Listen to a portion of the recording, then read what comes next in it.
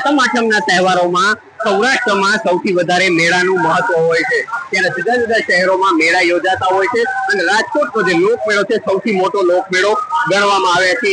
અહીં મેળામાં જે 5 દિવસનું આયોજન થતું હોય છે તેમાં લાખોની સંખ્યામાં લોકો મેળાનો આનંદ માણવા આવતા હોય છે।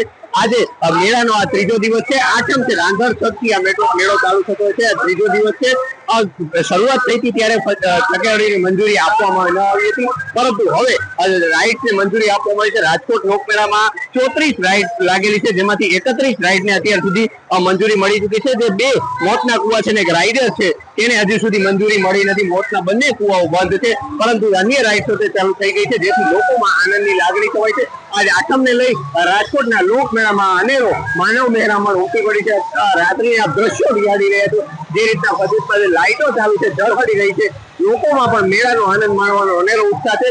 રાજકોટ લોકમેળામાં સૌરાષ્ટ્ર સહિત અન્ય શહેરોમાંથી પણ લોકો લોકમેળાનો આનંદ માણવા આવતા હોય છે। દ્રશ્યો સીધા જ જોઈ શકો છો, જે રીતના ચકેરડી માટે લાંબી લાંબી લાઈનો લાગી છે, નીચેથી લઈને ઉપર સુધીની આ લાંબી લાઈનો આ ચકેરડીમાં આપ જોઈ શકો છો। જે રીતના લોકમેળાનો લોકો આનંદ લઈ રહ્યા છે, મેળાની મજા માણી રહ્યા છે। આ દ્રશ્યો છે રાજકોટના લોકમેળાના। અહીં 15 લાખથી વધુ લોકો આવતા હોય છે। આ પ્રથમ દિવસે જયારે ચકેરડી ચાલુ નહોતી ત્યારે 2,60,000થી વધુ લોકોએ મેળાનો આનંદ માણ્યો હતો। ગઈકાલની વાત કરીએ, વરસાદ હતો છતાં પણ 3.25 લાખથી વધુ લોકોએ મેળાનો આનંદ માણ્યો હતો। આજે પણ આ ત્રીજો દિવસ છે। આ દ્રશ્યો સીધા જોઈ રહ્યા છો કે પગ મૂકવાની મેળામાં જગ્યા નથી, તે રીતના વરસાદની ઝરમર ચાલુ છે, પરંતુ લોકો મેળાનો આનંદ માણવાનું ભૂલતા નથી।